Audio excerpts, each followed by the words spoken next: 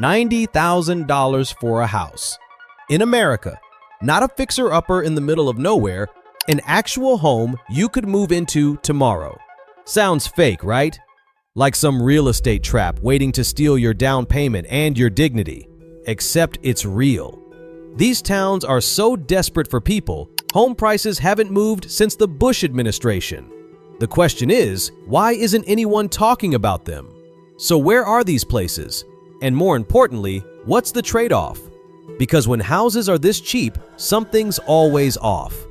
Let's start with number 10. Number 10. Albuquerque, New Mexico. 310 sunny days a year. Median home, around $225,000. In New York City, you pay that in broker fees and deposits. Here, you get mountain views. Then the sun goes down.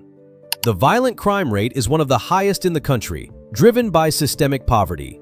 Spring winds whip desert dust across your face, leaving grit in your teeth. The sunsets belong in a museum, but your Ring camera will work overtime capturing shadows. Crime keeps you awake. Trading the desert for the deep woods will not save you. Our next city ruins your summer. Number 9. Springfield, Missouri. Nestled in the Ozarks, a healthcare powerhouse. Median home price, around $224,000. In Boston, that buys a closet. Here, it is a craftsman home. Step outside in July. Summers reach 90 degrees with suffocating humidity. The air wraps around your throat like a hot, wet towel. Swarms of mosquitoes feast on your ankles. Locals joke they have world-class hospitals because the summer heat stroke will put you in one. Heat is draining. Wait until you see a town where anxiety never clocks out. Number 8. Fort Smith, Arkansas. Cost of living, 25% below the national average. Median home, around $200,000. In Los Angeles, you need a roommate just to afford a tent.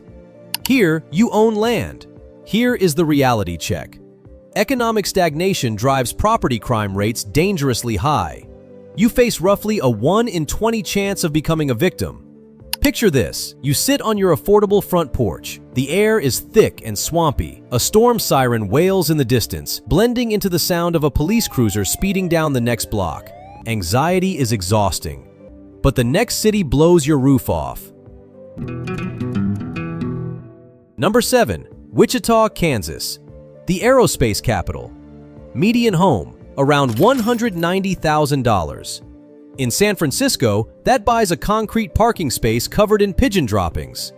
In Wichita, a 3-bedroom suburban house. Look up. You sit dead center in Tornado Alley. 80-mile-per-hour wind gusts.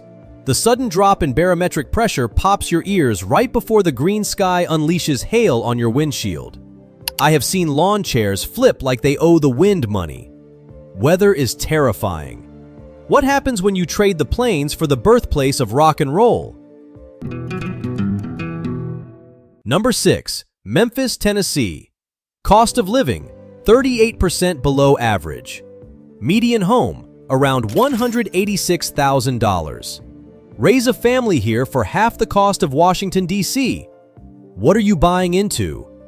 One of the highest violent crime rates in the entire nation.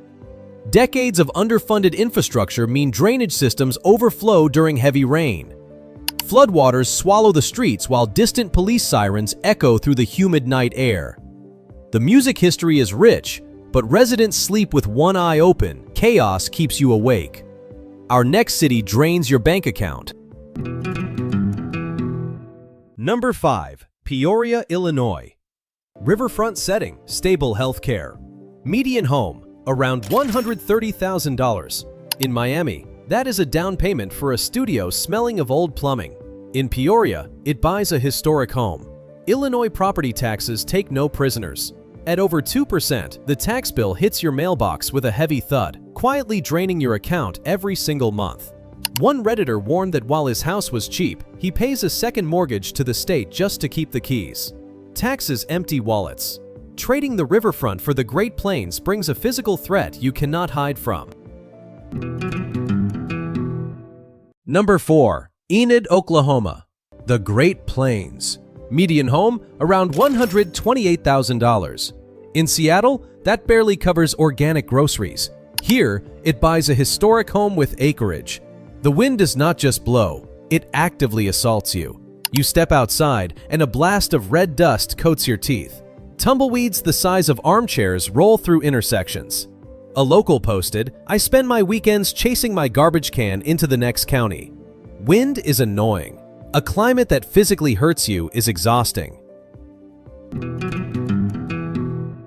Number 3. Toledo, Ohio. The Glass City. Median home, around $115,000. In San Jose, that buys a yearly parking permit. Here, it buys a suburban house. Look at the roads. Local drivers treat traffic laws like polite suggestions.